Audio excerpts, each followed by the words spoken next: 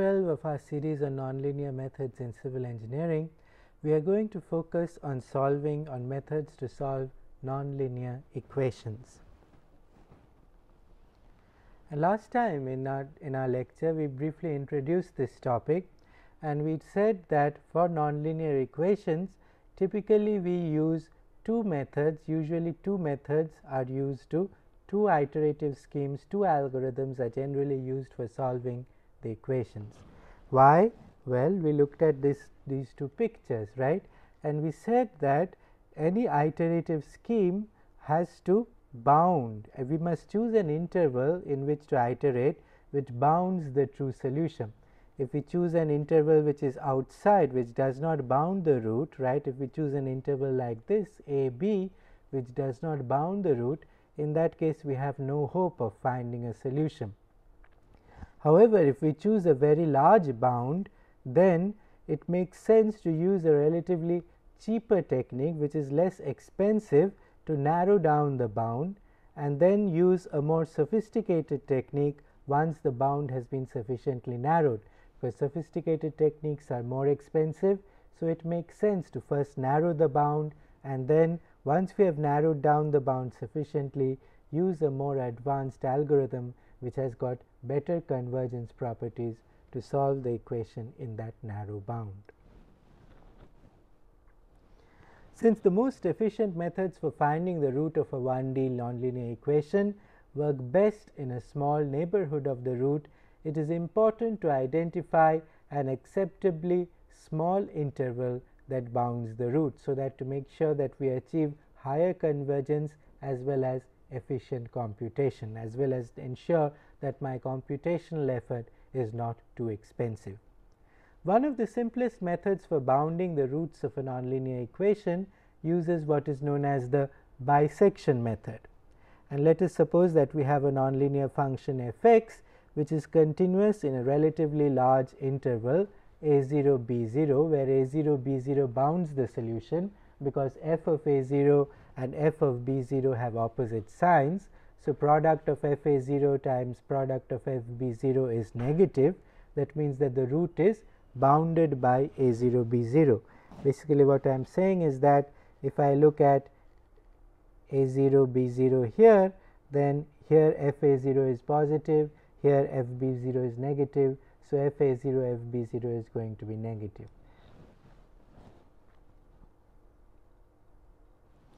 The bisection method gives a systematic way of reducing this large interval a0 b0 to a much smaller interval an bn, such that f an f bn is less than 0.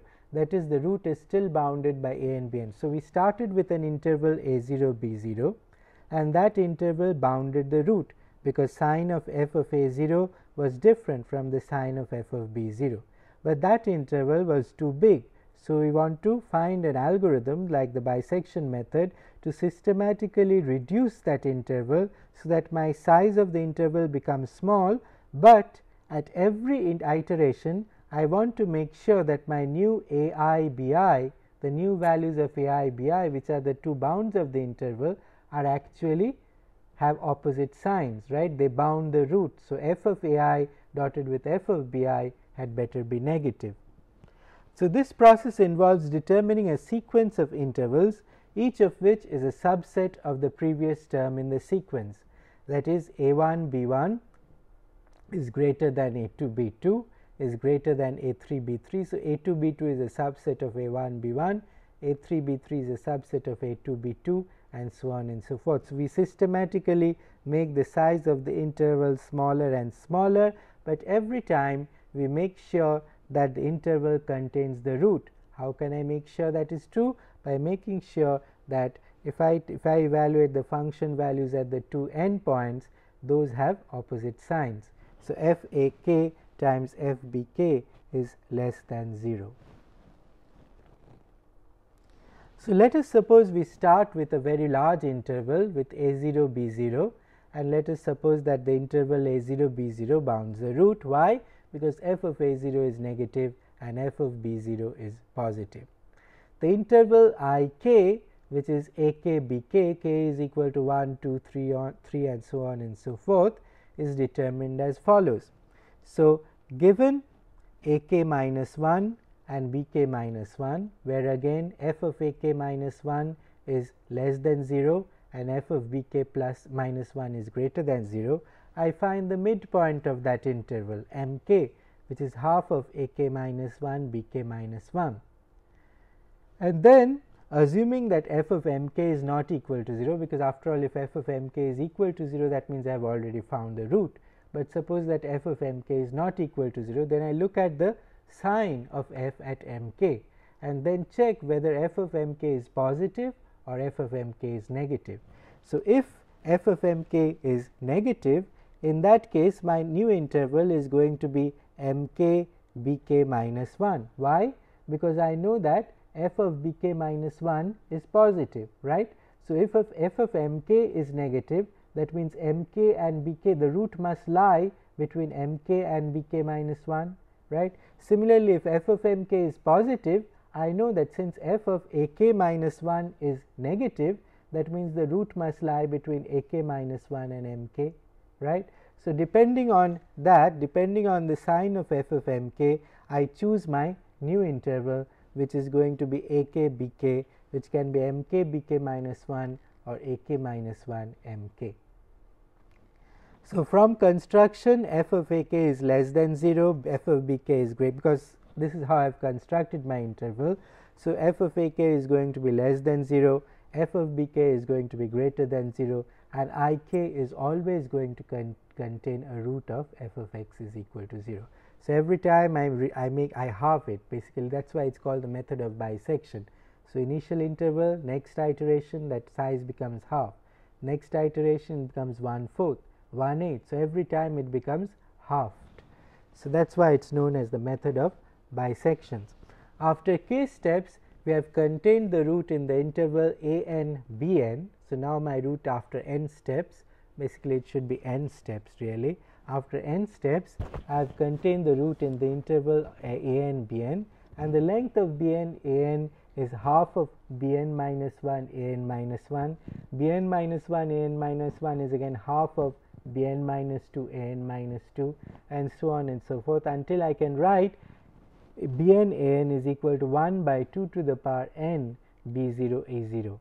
Thus, at each step the size of the interval is reduced by half. So, if I take sufficiently large number of steps, so 2 to the power n, the size of the interval is going to become very small, and that interval is going to contain the root, right. When the size of the interval is very small, is sufficiently small, we calculate the midpoint of the interval m n plus 1. Suppose my a n b n interval has reached the sufficient size restriction, right, that my interval is now sufficiently small, then I say that my root is actually at the midpoint of the interval, and the error in the root is given by plus minus dn, where the error in the root is dn is equal to 1 by 2 n minus 1 b 0 minus a 0. So, I know the root up to this error, up to the accuracy given by dn, right. And suppose if my interval size, if I have sufficiently large intervals, then since dn goes as 1 by 2 n minus 1, so suppose I have like 16 bisections, right, 1 by 2 to the power 16 minus 1, that is a very small number, right. So, my dn, my error is going to be sufficiently small, and I can say that m n plus 1 is my root up to this accuracy. So, the method will eventually converge to the root with an acceptable accuracy so long as n is large. So, what is the good thing about this method? Good thing about this method is that it is always going to converge, right. If I take sufficiently large number of n's, it is always going to converge. However, the convergence is relatively slow compared to some of the other methods that we are going to look at, right. One such method we are going to look at is the Newton-Raphson method, which is defined by the following iteration rule, where the iteration rule says that at a new increment, at a new iteration, I calculate my x n plus 1 using my old value x n plus an update which is given by h n. And what is the update? That update is given by the quotient of the function evaluated at xn and its derivative evaluated at xn, taken with a negative sign. Why do we have this update formula? Well, basically it is because the function f(x) is approximated by its tangent at the point xn f(x_m), and xn plus 1 is taken as the abscissa of the point where the tangent intersects the x-axis. Basically, if we look at this picture, given xn, we say that I am going to do a linearization of my function. So, my function is nonlinear. I am going to assume that within the small range it behaves like a linear function, right? And what is that linear function going to be? That linear function is going to pass through xn f(x_m), and it is going to have a slope which is equal to the slope at xn, right. So, this is my straight line, blue line is my straight line which approximates a nonlinear function which is given by the red line. And what is the criteria? That it passes through this point xn f(x_n), right. It satisfies the function value at xn, and its slope is given by the slope of the function at xn, right. And the point at which it intersects the x-axis, that is going to be my new update, my new iteration value xn plus 1. So, xn plus 1 is equal to xn minus f of xn by f prime of xn. The iteration, when do we stop the iteration? Well, when we stop the iteration, when my update becomes smaller than the error that I am willing to accept in the root, right. So, if I find that my changes, my solution, my update from iteration to iteration, my solution change is so small that it is negligibly small, then I say that I have converged, right, and that is my solution. The convergence properties of the method determine the rate at which the criterion is achieved. So, we said that the bisection method, well, it is always going to converge, but what is bad about it is that it converges very slowly, right. So, that is why we went for this method Newton-Raphson, and we say that for Newton-Raphson method the convergence properties are comparatively better, right, and we shall see why the convergence properties of Newton-Raphson method are better. So, convergence of an iterative method that generates a sequence is defined in the following manner. So, this is stating it in a somewhat formal way.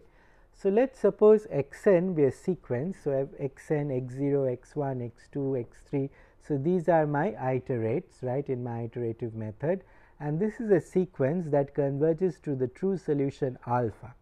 So, as n goes to infinity, xn is going to tend to alpha, right, and let me set epsilon n is equal to xn minus alpha. So, I want to define the error at any iteration n. And how am I going to define that? I am going to define that by saying epsilon n is equal to xn minus alpha.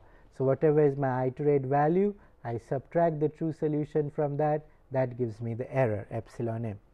Now, if there exists a number p and a constant c which is strictly not equal to 0, such that limit of mod of epsilon n plus 1 by mod of epsilon n to the power p when n tends to infinity is equal to the constant c, then we say that my iterative method has order of convergence equal to p, and c is my asymptotic error constant. So, when I have very large, so what in words what does this mean? It means that when I increase the number of iterations, right, when for sufficiently large n, if I look at iteration n and I look at the iteration n and I look at iteration n plus 1, I calculate the error at iteration n. How do I calculate the error at iteration n? By taking the value of the iterate minus the true solution and taking the norm of that. How do I calculate the error at iteration n plus 1? I again calculate the value of the iterate minus the true solution, xn plus 1 minus alpha, right. So, that gives me my epsilon n plus 1 and epsilon m, and if it turns out that mod of epsilon n plus 1 is equal to some constant times mod of epsilon n to the power p, then I say P is called the order of convergence. So, let us think about it like this in just using numbers. So, suppose at iteration n I have an error epsilon n is equal to 0.1, right, and then at iteration n plus 1 I have an error which is 0.01.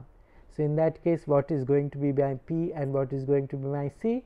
It is obvious that P is going to be 2 and C is going to be 1, because 0.1 square, 0.1 is my error at n. So, 0.01 is my error at n plus 1.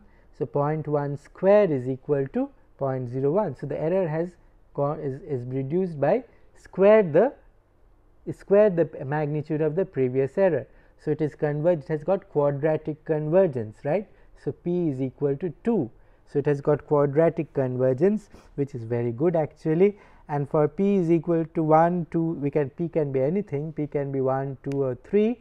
The convergence is said to be linear quadratic. So, for the bisection method we have typically linear convergence, P is equal to 1. For the Newton-Raphson method we have P is equal to 2, but this P is equal to 2 we get quadratic convergence only near the root, right, only near the root, right. When it is sufficiently close to the root we get quadratic convergence. We will look at the secant method, and secant method is somewhere between linear and quadratic, it is 1.6 something, right. So, the order of convergence is better than my bisection method, but worse than my Newton-Raphson method, right. So, the larger the value of P, the better are the convergence characteristics of my algorithm. That means, if I start with an error 0.1, if I have quartic convergence, then it is going to go to 0.1 times 0.1 in fourth root of that, right. So, that is going to 10 to the power minus 5. So, in one iteration it was error was 10 to the power minus 1, the next iteration it is going to be 10 to the power minus 5. So, that is wonderful, right. So, I need to take fewer iterations, right. My error is going to converge, my solution is going to converge faster. So, let us suppose f of x, the function f of x belongs to the class of functions C2, which is basically a mathematical nomenclature for saying that this function belongs to the class of functions which have continuous second derivatives, right. C0 means only the function is continuous and its derivatives are piecewise continuous. C1 means that function is continuous as well as its derivative. C2 means the function is continuous as well as its second derivative, right. So, suppose f of x belongs to C2, the space of functions with two continuous derivatives, and let us recall that we are seeking a simple root alpha of f of x. Last class we talked about simple roots and multiple roots. Let me try to we are going to talk about that later again. So, since it is a simple root, I know that f prime of alpha is not equal to 0, right, and since this is the definition of a simple root, right, a simple root says that at the root where the function f of alpha is equal to 0, f prime of alpha is not equal to 0, that is, it is not a stationary point, right, the function is going like this or like this, it is not a stationary point at the root, right. So, because at alpha, what does f prime alpha equal to 0 means? That means there are multiple roots, right. So, f prime alpha not equal to 0 means that that is a simple root, right, it is just crossing like that, right. And since we said that f of x belongs to C2, to the space of functions with continuous second derivatives, that means f double prime of x must exist, right, since if something is continuous it had better exist, right. Since the second derivative is continuous, f double prime x must exist, right. And f prime x is continuous. Why is f prime x continuous? Well, so if f prime x is not continuous, there is no chance of f double prime x being continuous. So, f prime x must be continuous, and therefore, f prime x is not equal to 0 in a certain neighborhood of alpha. Why? Because f prime of alpha is not equal to 0, and I know that f prime of x is continuous. Therefore, that what does continuous means? There is a non-zero non-zero, I can draw always a non-zero sphere around alpha where f prime of x is not equal to 0, right, because f prime of alpha is not equal to 0, right, at alpha f prime of alpha is not equal to 0, and I know that f prime of alpha f prime of x is continuous.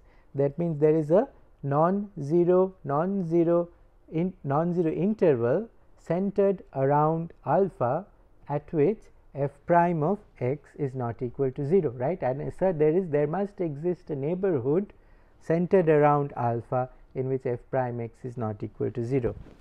So let epsilon n be the error in the estimate xn. So epsilon n is equal to xn minus alpha. So that's the error at iteration n, which is xn minus alpha. To get a convergence estimate, we need to obtain a relation between epsilon n plus 1 and epsilon n. So what is epsilon n plus 1? It is xn plus 1 minus alpha. So we saw, what did we see? We saw that this is how we obtain our convergence estimate, right, by obtaining a relationship between the error at the n plus 1th iteration and the error at the nth iteration. If we can write a relation between epsilon n plus 1 and epsilon n, I can find out what is my rate of convergence, right. So to get a convergence estimate, we need to obtain a relation between epsilon n, which is equal to xn plus 1 minus alpha, and epsilon m.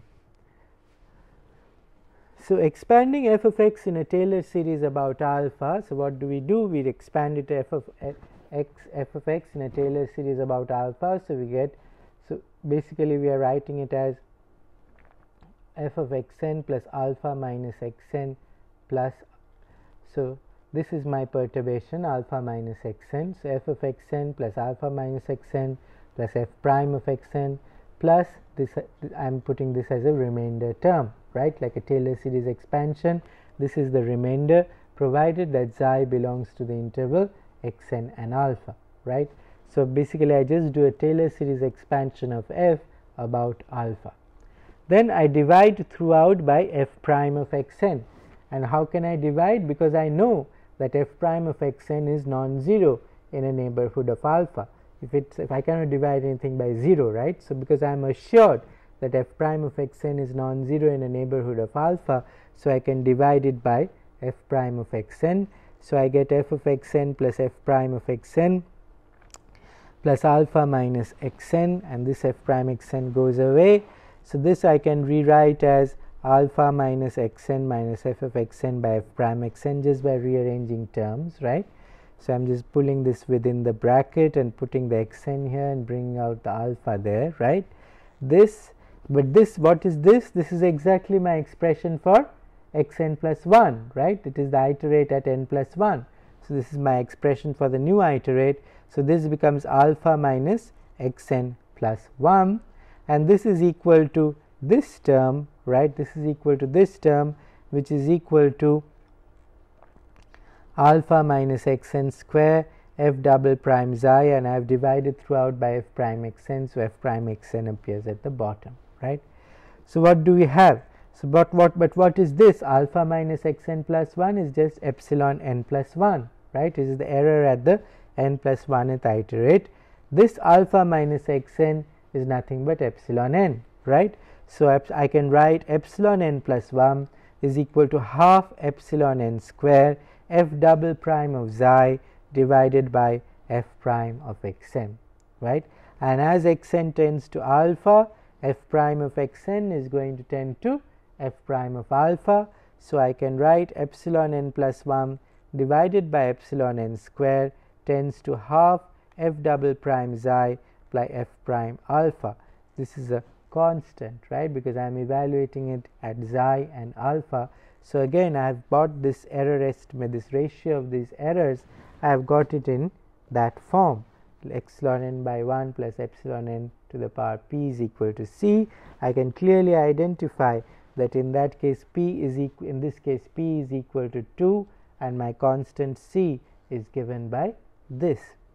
So since epsilon n plus 1 goes as epsilon n square, the Newton-Raphson method is said to be quadratically convergent.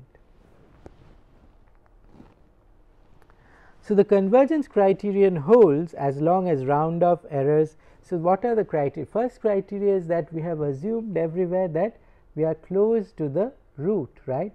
We have assumed that in our neighborhood, we have looked at a neighborhood where f prime of x n is not equal to 0. So, we have to stay within sufficiently close to the root, right, because far away from the root, I have no guarantee that f prime of x n is equal to going to be non-zero, right. Because f prime of alpha is not equal to 0, I know that if I look at a sufficiently close interval centered around the root, I can always be certain that f prime of x n is not going to be 0.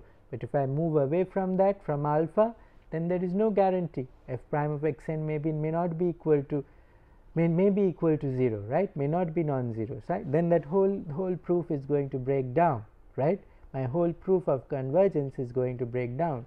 So, you can see why it is very important to keep in mind that the Newton-Raphson method converges quadratically near the root, right, near the root, right. So, that assumption is built in there. Far away from the root, there is no guarantee that it is going to converge linearly, right. The other assumption that we made is that round off errors in the calculations are small enough to be ignored, right. Why did we make that assumption? Well, we said that all this epsilon n plus 1, which is equal to alpha minus x n plus 1, and epsilon n, which is alpha minus x n, can be calculated to infinite precision, right. So, there are no errors due to round off, but any finite precision machine, right, any finite precision computer, I know that when I compute epsilon n plus 1 is equal to alpha minus x n plus 1, I am not exactly going to get exactly alpha minus x n plus 1. There are going to be round off errors. And what are those round off errors going to depend? Well, we looked at that lots of times previously in the course. Those round off errors are going to depend on my machine precision, right, on the precision of my computer, right. So, everywhere the round off errors are unavoidable. So, I cannot, so every time I do numerical computations, I have to live with round off errors. But the important thing to remember is that this estimate that we have got assumes, this quadratic convergence result assumes that there are no round off errors, right. So, if there are significant round off errors, am I going to get full quadratic convergence? No. But if my round off errors are sufficiently small, am I going to get sufficiently close to quadratic convergence? Yes, right. But I am never going to get full quadratic convergence, because round off errors are never going to be 0. So, the convergence criterion holds as long as round off errors in the calculation are small enough to be ignored. Let us consider again the update formula: x n plus 1 is equal to x n plus h n. H n is equal to minus f of x n divided by f prime of x m. It is clear that f prime of x n needs only be computed to the same relative accuracy as f of x n. This is a very important result, which has got very important implications particularly for multidimensional approaches for Newton iterations. What am I saying? I am saying that when you compute your update h n, there is no point in computing f prime x n to very high accuracy if your f of x n is not very accurate, right? Because there is no point in computing only one part of this thing very accurately, while if f of x n is not accurate, that is going to put all the errors in. So, my h n is also going to be inaccurate, right? So, there is no point in computing the derivative with a high degree of accuracy if I cannot compute my function value at an iterate with a sufficiently high accuracy. Why? When can I not compute my function value with a sufficiently high accuracy? When my f of x n is when I am near the root, right? Because near the root I know that my function value is going to be 0, right? So, when I approach the root, my function value is going to become smaller and smaller. So, as I become small, as the function value becomes smaller and smaller, it becomes harder and harder to compute it with sufficient accuracy, right? Because the numbers become small. So, if I have numbers which are of the order of 10 to the power minus 5 and my machine precision is 10 to the power minus 6, it becomes harder to compute f of x n accurately, right. So, there is going to be more errors in the function evaluation closer to the root. So, there is no point in computing the derivative with a great deal of accuracy if my function value has got a lot of errors built into it, simply because my function, my iterate is sufficiently close to the root. So, my function value is very small. So, those numbers are very small. So, the round off is going to become more and more important, right. So, it is clear that f prime x n needs only be computed to the same relative accuracy as f of x n, right. So, as x n goes to infinity, as the number of iterations increases, f of x n goes to 0, because I am approaching closer and closer to the root. So, its relative accuracy is low as x n approaches the root, because f of x n becomes closer and closer to 0. So, its relative accuracy is low. Hence, it may not be necessary to compute f prime of x n to unnecessary accuracy as x n approaches the root. So, as I go close to the root, it may not be necessary to compute f prime x n with a lot of accuracy. Sometimes you can get away with not computing f prime x n at every iteration, which is a very tremendous value when we are looking at a multidimensional problem, where computing f prime x n basically involves evaluating an n by n matrix, right, evaluating an n by n matrix, and that is extremely expensive. So, if we can avoid doing that at every iteration, that saves a lot of computational time, right. Hence, it may not be necessary to compute f prime x n at each iteration. The rate of convergence will only be slightly slower. So, we do not need to compute f prime x n, we do not need to compute the derivative at each iteration. Suppose I compute the derivative at n, I can use the same derivative at f prime at n plus 1. Why? Because the error I get by using the derivative at n plus 1 is less or comparable to the error in the function value, error in the evaluation of the function itself, right. So, that means that error is not going to govern, right. Hence, it may not be necessary to compute f prime x n at each iteration. The rate of convergence will be slightly slower. So, if we do that, if we do this approximation, we do not compute the derivative at each iteration, we can be guaranteed that we are not going to get quadratic convergence, but if my error in f prime x n is not too high, right, is not too high, it is small compared to it is comparable to my error in x n, I am not going to get too far away from quadratic convergence, right. This fact is particularly useful when f prime x is difficult to compute, particularly during generalizations of the Newton-Raphson method to multiple dimensions. As I mentioned, as soon as you go to multiple dimensions, when you have f as a function of x1, x2, x3 to xn, I have to compute the gradient matrix, right. I have to compute terms like del f1, del x1, del f1, del x2, del fn, del xn, del f2, del x1, del f2, del x2, del f2, del xn, and so on and so forth, n terms at each iteration, right. That is very expensive. So, if I can avoid doing that, if I can persist with my old tangent, if I can persist with my old derivative, then that saves a lot of computational expense, right. And that is the basis of what is known as the modified Newton-Raphson method for multidimensional nonlinear equations, right. So, the idea becomes clear if you look at a one-dimensional problem. So, alternatively, so that's what we wanted to say about the full Newton-Raphson method. Let us switch over now to the secant method, when instead of actually evaluating the derivative, evaluating the tangent at fx at xn, I try to get an approximation to the tangent. How do I get an approximation to the tangent? By constructing a secant, right. And I say that the slope of the function at xn is given by the slope of the secant, which connects the function values at xn and xn minus 1, right. So, this is a picture. I hope I have a picture of the secant method, which is here.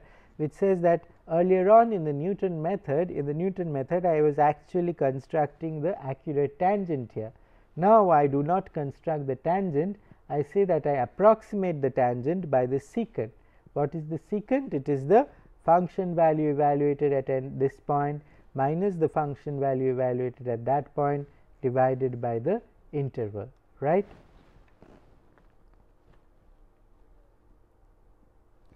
So that is the secant method, which can be derived from Newton-Raphson's method by approximating the derivative f prime x n as follows.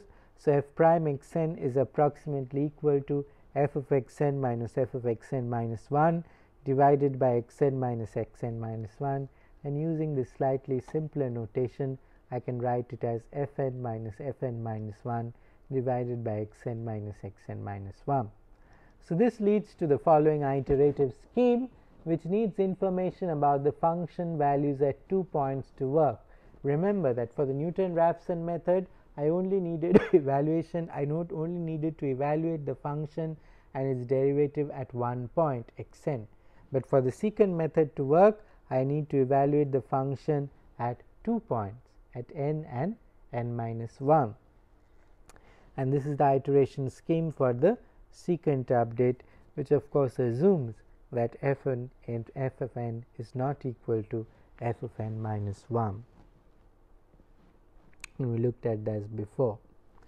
So, geometrically x n plus 1 is determined as the abscissa of the point of intersection of the secant through x n minus 1 f x n minus 1 and x n f x n with the x axis.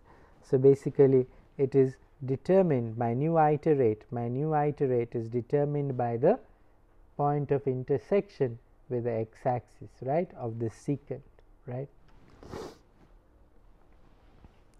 Now, when mod of x n minus 1 is small, the slope of the secant being this, right, the slope of the secant being this slope, when x n minus 1 is small, you can see that this slope is going to be determined with relatively low accuracy, right.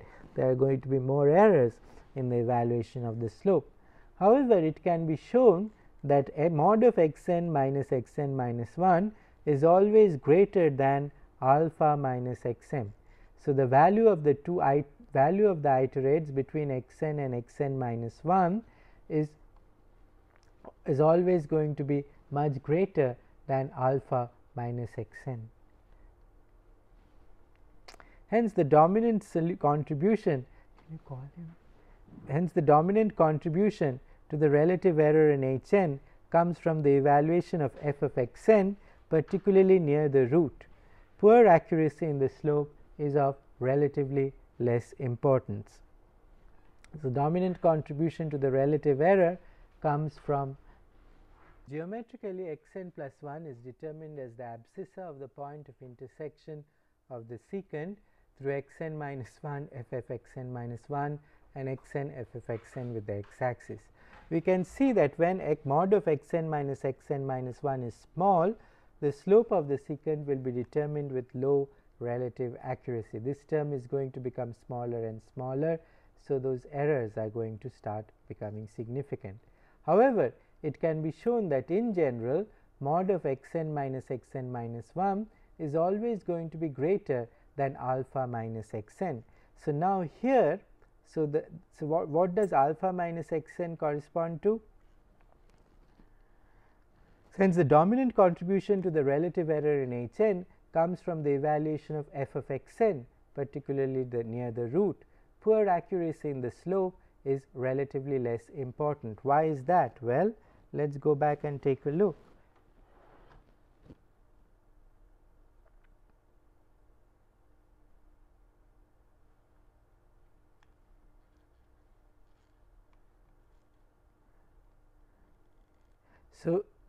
So, this error, the error due to this, right, this becoming small is going to be less important than the error due to the numerator becoming small, right, because the error in the function is probably going to govern, right, because as the function goes to alpha, the error is going to, the function values are going to become closer and closer to 0.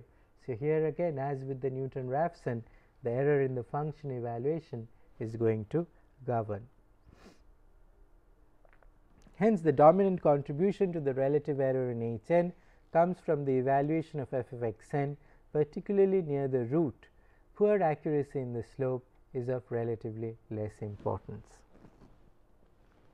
To obtain, similarly to what we did for the Newton-Raphson method, we would like to obtain an estimate of the error for the secant method.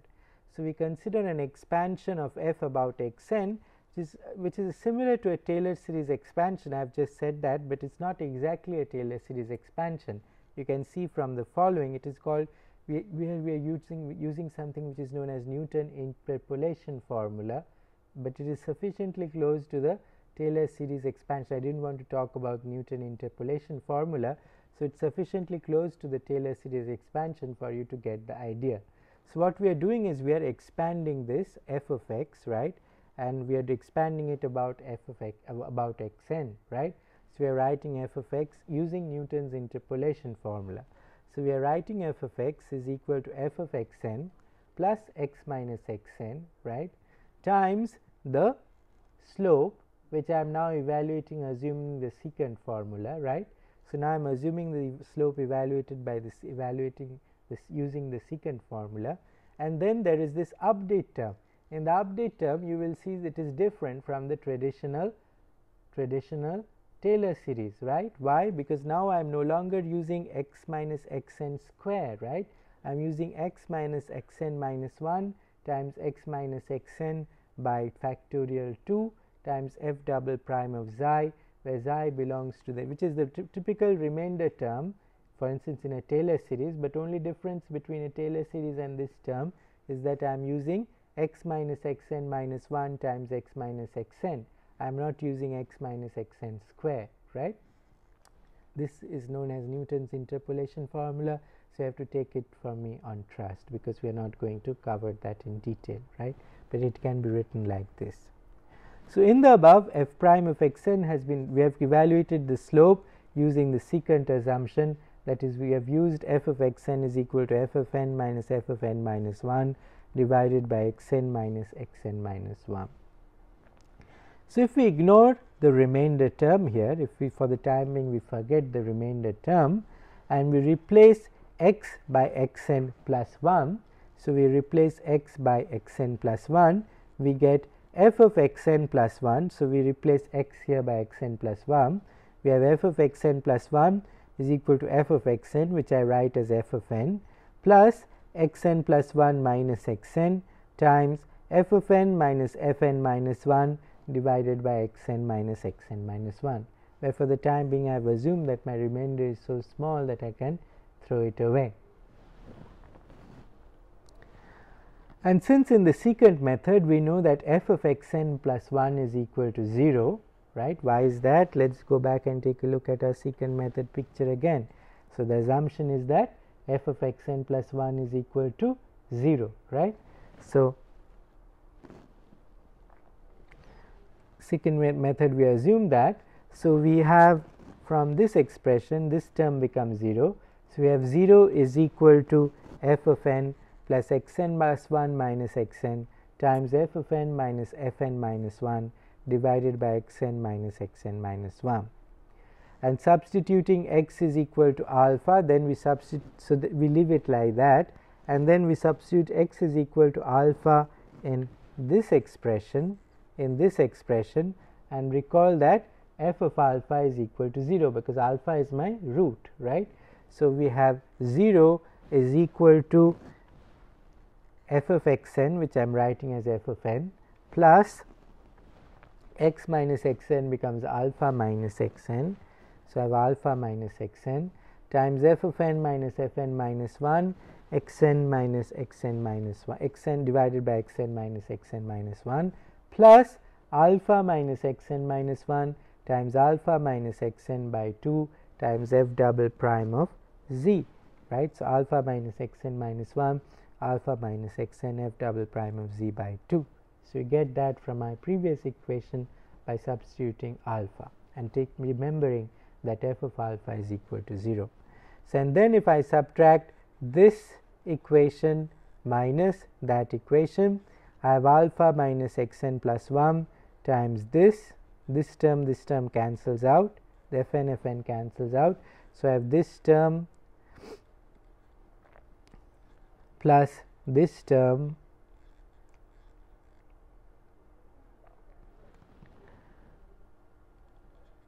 is equal to 0, right. Alpha minus xn minus 1 alpha minus xn f double prime xi by 2 equal to 0. And then from the mean value theorem, I can write fn minus 1 by xn minus 1 is equal to the derivative of f prime of xi times f prime of xi, because this is on the denominator, right, provided xi prime belongs to xn minus 1 times xn.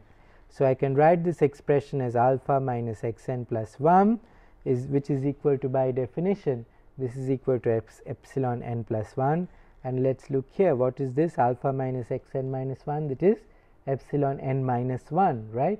It is the error at the n minus 1th iterate. Alpha minus xn is the error at the nth iterate.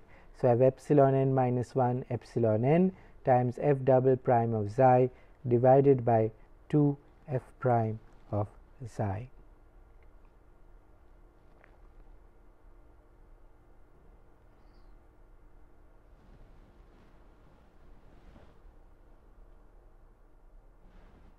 Just we are bringing this term to the denominator, right. This term I am representing my f prime of xi prime, and I am bringing this to the denominator. So, what do we have? So, from the above, the secant method is seen to converge if f prime of alpha is not equal to 0 and if f of x has a continuous second derivative. Why is that? This is found to converge when f prime of this is not equal to 0, right. So, the convergence this is going to hold only when this term is not going to be 0, right. So, again, what is the criteria? That criteria is that we are sufficiently close to my root, because only when it is sufficiently close to the root is as I am guaranteed that f prime of alpha is not equal to 0, because f prime of xn is f prime of xi prime is not equal to 0. I am always guaranteed that f prime of alpha is not equal to 0, because it is by definition it is a simple root, right. Because it is a simple root, f prime of alpha is not equal to 0, but I am guaranteed that f prime of xi prime is not equal to 0, provided that xi prime lies in a small neighborhood about alpha, where f prime of xn is not equal to 0. Secant method is seen to converge if f prime of alpha is not equal to 0 and if f of x has a continuous second derivative, right.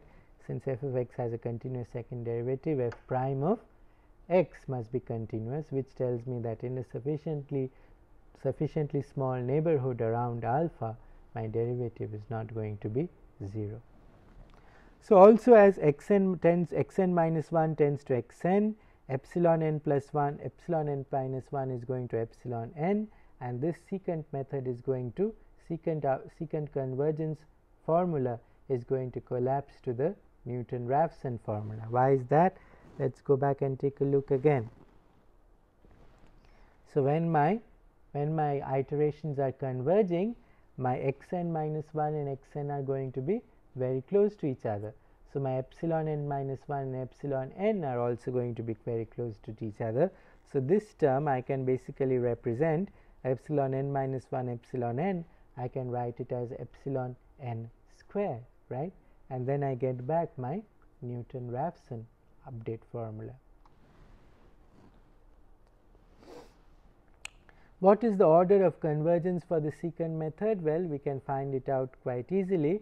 Suppose when n is large, then xi is approximately equal to alpha and xi prime is approximately equal to alpha. Why is that? Well, what is xi prime? Xi prime belongs to xn minus 1 xn, right. When we are close to the solution, both xn minus 1 and xn are also very close to alpha, right. So, I can replace So, I can replace f prime of xi prime as f prime of alpha, right, sufficiently close to the root. I can replace the f prime xi prime in this formula, f prime xi prime in this formula by f prime of alpha. Similarly, I can replace f double prime xi xi, again sufficiently close to the root. I can replace it by its value at the root, right, because it is continuous, right. I can, and if I am sufficiently close to the root, even if I am not exactly at the root, the value is going to be infinitesimally different from the value at alpha, because the function is continuous, right. So, I can replace these values by their values at alpha, and in that case I can get this. So, I am just taking mod of both sides, I am taking mod of both sides of this expression, right. So, mod of epsilon n plus 1 is approximately equal to mod of f double prime mod of epsilon n minus 1 divided by twice mod of f prime of alpha. So, this I can treat it as a constant f double prime of alpha, because the root is known, the derivative of the function, double derivative of the function at a certain point, they are constants, right. So, I can replace this term by a constant and write it as mod of epsilon n plus 1 is approximately equal to c times mod of epsilon n times mod of epsilon n minus 1. So, let us see how we can use it to find the order of convergence.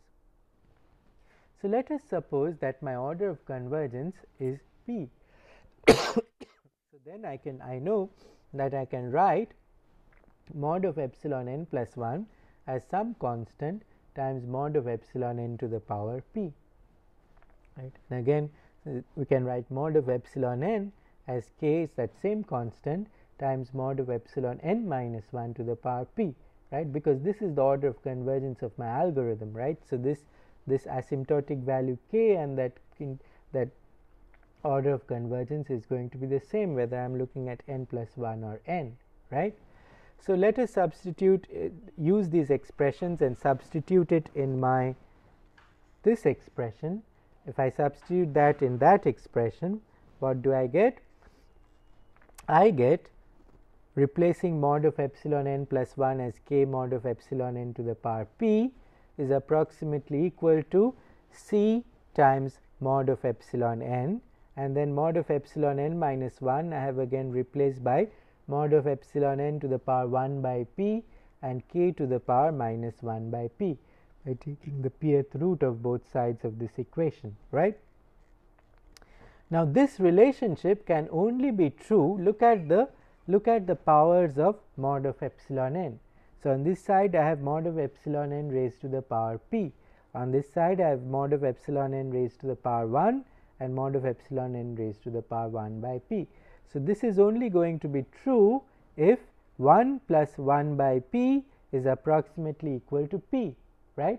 If 1 plus 1 by p is equal to p, then this equation is going to be satisfied, right. So, what does this give me? This gives me a quadratic equation in p. If it is a quadratic equation in p, I find the roots of that, right. P is equal to half 1 plus minus root of 5, right.